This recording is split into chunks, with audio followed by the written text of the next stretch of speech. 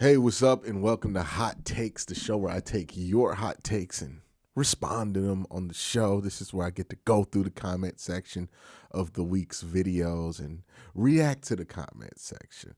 All right, let's jump into it. Tracy3635 says, I think Andrew Berry trades Gabriel if there's a market for him, and he'll draft another guy if he can't trade for another young quarterback like an Aiden O'Connell. Really depends on who the new head coach wants. Yeah, I think that's the main thing. Is there a market for any of the quarterbacks on the roster? And what does the new guy feel about the quarterbacks currently on the roster? If there's not a high opinion there, but there is a market there for one of the quarterbacks, let's say the Falcons, Kevin Stefanski wants Dylan Gabriel, then I think there's possible a deal might be made for Dylan Gabriel. If he's not going to really serve much of a purpose there, you can add a pick that could help you get something to fill that quarterback room with. I think it makes sense. I think the Browns quarterback situation is pretty fluid. The only thing we know for a fact is going to be in the room is like Deshaun Watson is going to be in the room this year. He's probably not going to play. He's probably going to be emergency quarterback all year. But Deshaun will be in the room. You can't trade him. Nobody's going to trade for him. You're pretty much set with him for this year, and you can't cut him until day one of the league new year in 2027. So after this season, you'll be able to cut him, but right now you can't. So that means like Dylan Gabriel, he could be moved. Shedeur Sanders, if somebody is, high on him and willing to give you a compelling offer for him, he could probably be moved. Or maybe they run it back with Dylan and Shedeur because the new guy likes those two. It's fluid. I wouldn't say it's guaranteed that anything happens. I think anything could happen with this quarterback room, which means that, nobody's really safe right now. So, yeah, I would tend to agree that, guys could be on the move here. Let's go to the next hot take, which is from Chili Dog. Legit question. Has there ever been a worse 2-year stretch to have back-to-back top 6 picks and need a quarterback both years? We've had terrible lucks having 2 high picks and no good quarterbacks available in both years. Here's the thing. This is very common. And this is the point I try to get across when we have these conversations about like, hey, if somebody's available at the quarterback position and you like them, you cannot pass it up to try to like, oh, let's get an offensive lineman to get better later. You got to take it when it's there. And the reason you got to take it while it's there is that it is very possible. It's very possible to stink for 2 years, have top 6 picks back-to-back years, and not have a path to get a quarterback. This has happened with the Browns like every year that they've ever been in the top 5, right? They had the 3rd pick in 2012, and I think they had like the 6th pick in 2013. Both of those, they didn't have a real path to a quarterback in either of those drafts. If you look at most of Browns draft history, they get the top pick, or, very rarely do they get the top pick in years where there's quarterbacks to be taken. I think I did a video where it's like, of all the 25 years of the Browns existing, there's been like 5 times where there's been a quarterback available at a draft selection that makes sense for the Browns to take a quarterback at. And the Browns just didn't do it, right? That's happened 5 times, or they took the wrong quarterback, right? That's only happened 5 times. But that tells you like 25 years, 5 opportunities. That means like once every 5 years, you might get a chance to solve your quarterback problem. And that's if you're lucky. So, yeah, it's just not common to get a chance to take a quarterback you feel good about in the top 5. And it's why those opportunities are coveted and should be coveted. Because they're not guaranteed to happen. You can't pass on like, oh, well, we think this guy's a top 5 pick, but we're not going to take him because we need an offensive tackle or wide receiver. because like you can take that wide receiver, take that offensive tackle, but it's no guarantee that you're going to be in that situation the next year. You know, yeah. So it's not as uncommon as people think, and I think that's the one thing that people don't really grasp when they talk about all these other draft scenarios that could go down. Swag on Wheel says, why hasn't Bubba Ventrone been fired yet? Well, thank you, because I just found the title of this video. I think that's going to be the title of this video. Why hasn't Bubba Ventrone been fired yet? I hope that nothing happens over the weekend to make me have to frantically change that as the title of the video. Watch something happen that makes me have to do that. But why hasn't Bubba Ventrone been fired yet? One, I think it's just common professional courtesy, right? The Browns are hiring a new head coach. They're going to let that head coach decide what they want to do with Bubba Ventrone. It's probably very likely that that head coach moves on from Bubba Ventrone, but, you know, there might be situations where they think it makes sense to keep Bubba. I don't know what the public reaction would be to that. I certainly wouldn't be a fan of it. But, you know, maybe they think that makes sense because they might hire somebody inexperienced. But, yeah, I think Bubba's probably going to be let go. I think they're just waiting for them to hire a head coach so they can kind of have a uniform direction of what they want to go for the next special teams coach. So yeah, I just think it's just kind of common professional courtesy that's going on right there. Hey, have you ever heard of the Sleeper app? Well, here's a fun secret. It's not just for fantasy leagues. It's great for fantasy leagues. I personally have used it for years with my college friends to play fantasy football and to do pick'em leagues, all sorts of fun stuff like that. But the Sleeper app also gives you news. It gives you scores. You can also try to turn your football knowledge into real money. Just download the Sleeper app and pick more or less on your favorite players with more stats than any other daily fantasy app. Just choose 2 or more of your favorite players from pregame or live.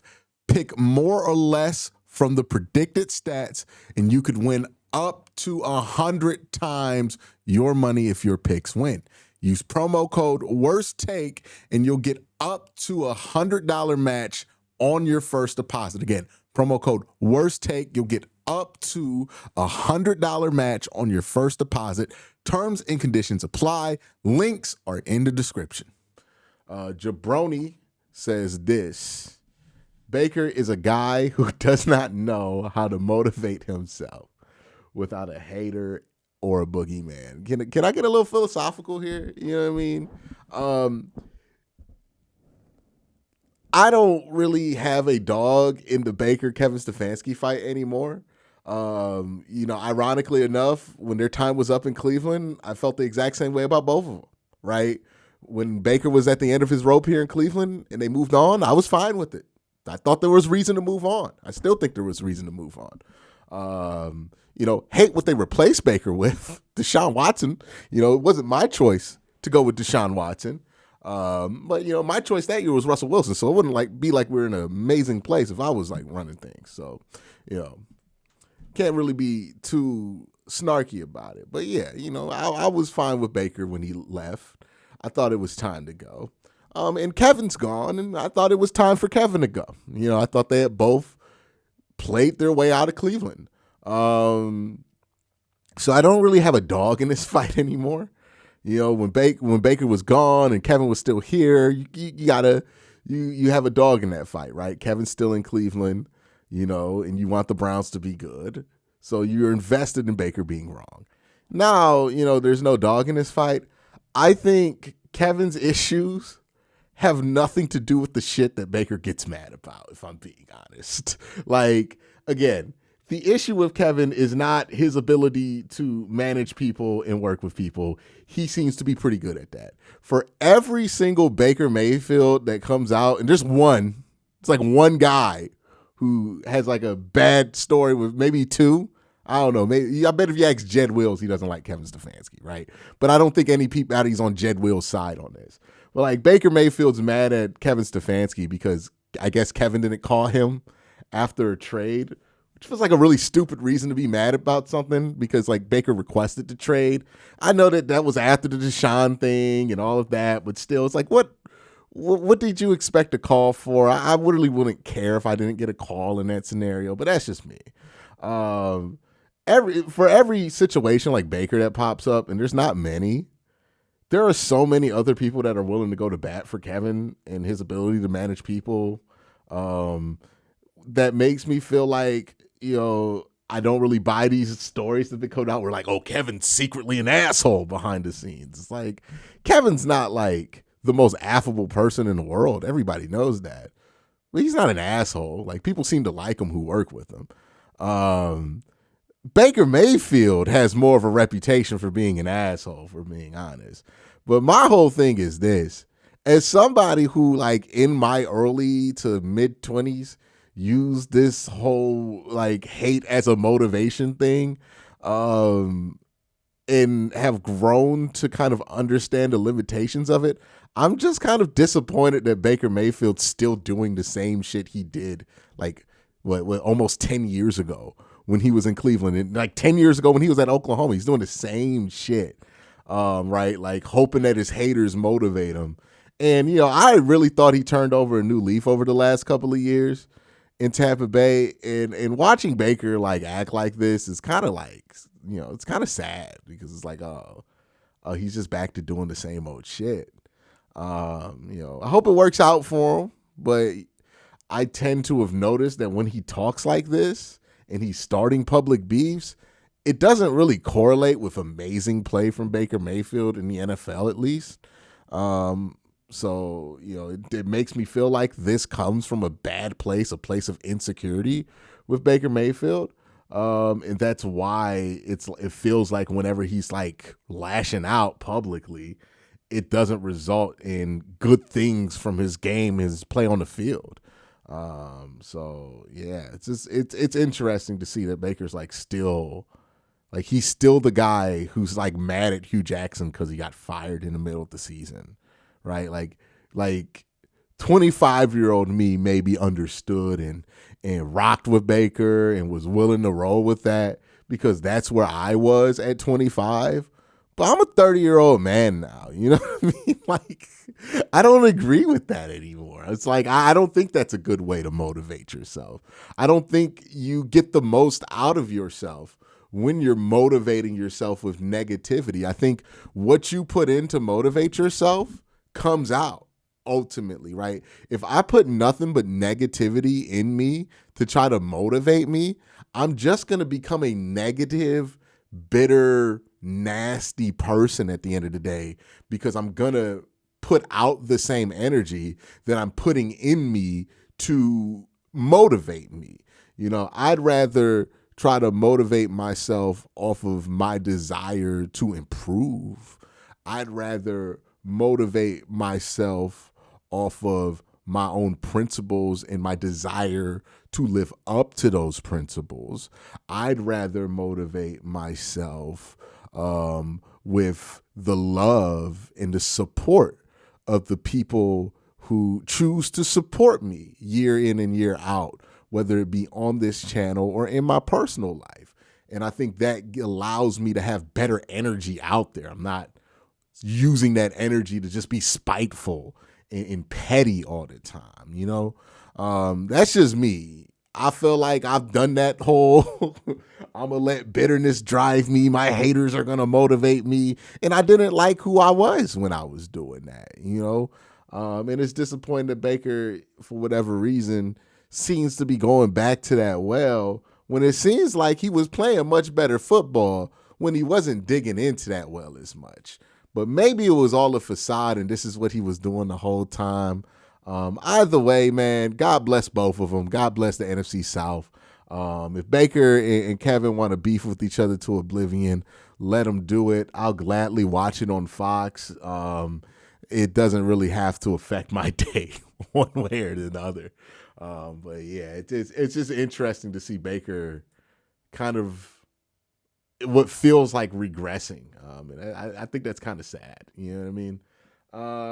Next one comes from G.A. Rowe, who says this: I think Kevin will be fine in Atlanta. Drama aside, the Falcons have a strong roster. I don't know if I'll call it a very strong roster. I think they have a good roster. especially on offense, and that's going to make up for a lot of shortcomings in what Kevin is trying to do with the offense here, especially having a running back like Bijan. Remember the cracks that Kevin didn't start to really show up until Nick Chubb got hurt. Penix is a definite talent upgrade, and while they aren't good defensively, they still fielded the 15th ranked defense last year. If he starts winning there, that Dion drama and BS goes away real fast. I agree with that. I think the whole Shador thing would go away if he won some games, even in Cleveland. Here's my concern with Kevin, right? I get the idea that, hey, Bijan's going to cover up a lot of cracks like Nick. So, yeah, there is a point there about Bijan being able to cover up a lot. And I think there is something to that, right? Bijan, that run game might be able to cover up a lot. I do worry about how predictable Kevin's run game has become and how dedicated Kevin is right now to not changing a single thing that he did in Cleveland. What happened with Kevin was that over time, there was so much tape on what he liked to do in the run game that it was very easy to predict what he was going to do because there wasn't much variation to it. And I don't really see how that's going to happen in Atlanta. Like, I feel like he's going to put like a full offensive lineman in the backfield. He'll do the same shit he did in Cleveland, it looks like. But teams are going to know what that is because they have that tape in Cleveland to access. And I do worry about the predictability of Kevin Stefanski's offense. Especially if he's dedicated to not changing things. I talked about this in an earlier video, but like when we talked about offenses being ahead of the curve or behind the curve, what we're really talking about is predictability, right? Like a lot of teams run the same stuff. You know, you're going to run levels, you're going to run spot snag, you're going to run bench, you know, you're going to run mesh, you're going to run these concepts that everybody runs, half field reads, all that stuff. It's really about how well you can package them to, you know, catch teams off guard with what you're running or to not be as predictable. And I think that's where Kevin struggled, you know, to try to hide what he's doing. And he became very, very predictable. And I wonder if that's going to be something that pops up as a problem in Atlanta. I think they'll be able to field a perfectly middle of the road offense there. I don't know if Kevin's going to elevate it. And I think a lot of people are hoping Kevin elevates it. As far as Michael Penix goes, I think Michael Penix, like, you feel better about Michael Penix because Michael Penix is a first round pick. I don't know if Michael Penix is meaningfully better than like your average quarterback. Like if you look at the Mendoza line for a quarterback, I don't know if Penix passes that line. And I think that you run into problems when that's the case. Also, Penix has tendencies that, you know, Kevin doesn't really like in his offense. So I'm skeptical. Like, I don't think Kevin got fired for no reason here in Cleveland. I don't think Kevin got fired because the Browns needed a scapegoat. I think there are legitimate, real, statistically backed up reasons that justify Kevin being fired.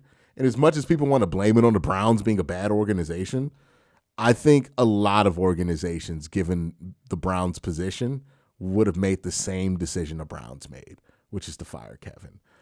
Because the output on offense, the predictability of the offense, the lack of change, and his dedication to not change anything, apparently. Like he wanted to keep the wide receiver coach. He didn't even want to let him go. So, yeah, I think everybody feels like it's going to be better because he's simply not in Cleveland anymore.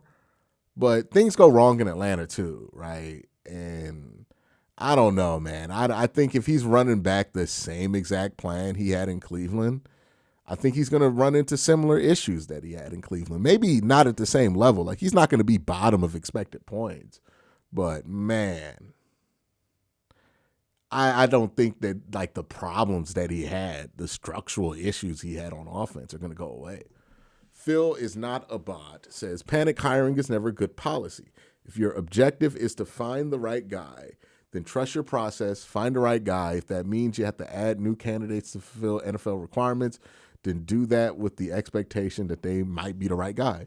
That's the thing that I thought was kind of hilarious. Like, people are clowning the Browns for actually wanting to, in good faith, fulfill the Rooney Rule. I don't get why that's a problem. Like, if the Browns want to treat the Rooney Rule as not a joke, I respect that decision. I think that's ultimately what would be best. Like, if you want to consider another candidate, consider them. What is the rush? Nobody's like favored to hire Grant. There's nobody trying to hire Nate right now. So, like, you don't got to rush this whole thing. You have a scouting department in place. You have coaches in place to go to these all-star games and do work for you. You don't have to rush. So, there's no real need to rush. The only real need to rush is like, people who just want to know who the next head coach is going to be. But that's not a good reason to rush your head coach hiring. So, yeah, take your time. If you want to fully consider somebody else and not just like go through the motions with the Rooney Rule, I think that's good. I think that's actually a example of an organization doing something smart. Like Pittsburgh gets all the credit in the world for not taking the Rooney Rule as a joke. Cleveland does the same thing. All of a sudden, we get laughed at for actually trying to do the right thing with the Rooney Rule. It's kind of crazy. Again, people will turn anything that the Browns do into like LOL Browns. It's so fucking tiring. Like, the Browns do something good.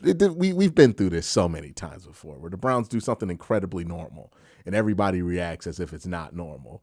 And then another team a week later does the same fucking thing the Browns do, and everybody's like, oh my God, that team's so smart. It's like they did the same shit. Every year it happens. It's fascinating how lazy like some people are when it comes to the Browns. All right, Matthew says this, Q, I know you reside in Falcons territory. At least I thought I heard in one of your videos. So I find it actually really hilarious that Kevin Stefanski just happened to wind up with the Falcons. You got to let us know what the local radio and fan base is saying and thinking about the team hiring the mastermind between the 31st ranked offense last season, because I know it would not go over well here. Oh, no, they're not fans of it. They're not fans of it. At least the people I hear from, I'm sure there are people who like to hire, right? More process-based people.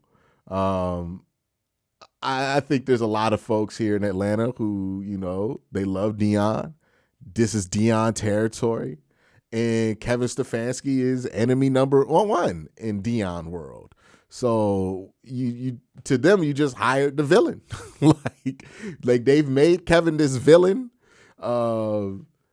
And they've also painted Kevin to be something that I truly do not believe Kevin is, which like is a racist. Like, I don't know what's in Kevin's heart, but he's not done anything to me to demonstrate that he is racist, right? But he's been painted that because like he didn't want to start Shador week 1. They've made him into this villain. And if you think about everything that Atlanta like stands for in the popular culture, and in the culture, and then with like people who do gravitate towards the Deion Sanders of the world, Kevin Stefanski's enemy number one to them, man. And they're not happy about it. I think it's hilarious that that's what they're not happy about with Kevin Stefanski. Like, I think there would be reason to be skeptical about if Kevin would be a good coach immediately after leaving Cleveland, because of his offensive resume the last couple of years. But like, that's not what people are focused on. People are just focused on like how he did Shador. And I don't know if that's what I would be focused on with Kevin. I think if you focus on that, that ends up being really easy to dismiss because it wasn't really like a thing. He didn't try to sabotage Shador. But, if you focus on that and you take your eye off the fact that this guy's bringing back the same coaches to run the same shit he did in Cleveland, there's other things that are flying under the radar that I think are a little bit more egregious that Kevin's trying to do out there in Atlanta. But yeah, it is fascinating, the reaction here for Kevin. Russell says this, to be honest, I'm hopeful about the next few years. Okay, a commenter who's actually hopeful. Let's hear what this has to say. If our offseason looks anything like you've done, Q, as bad as the years just passed, there are many ways to score. There are so many one-score games that one or two things went our way. We could have had a few more wins. Bengals, Jets, Bills, Titans, Vikings. I understand this is naive and an unrealistic way of looking at it, but I'd like to think that it shows that this team's only a few improvements, let's be honest, mainly on the offensive side of the ball, and can actually be competitive. Yeah, I think what this team needs is margin for error, right? I think the defense is providing as much margin for error as they can provide.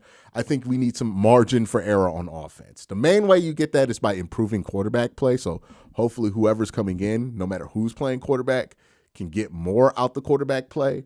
But that's what this offense needs. They need players or something on this offense that can give them a margin for error, because they just don't have that right now.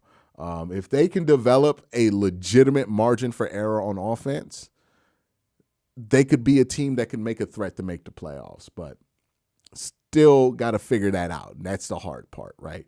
Appreciate you guys commenting. Make sure you continue to do that. Hit that like button, hit that subscribe button. Appreciate all of you guys. Have a great day. Have an even better night. Peace.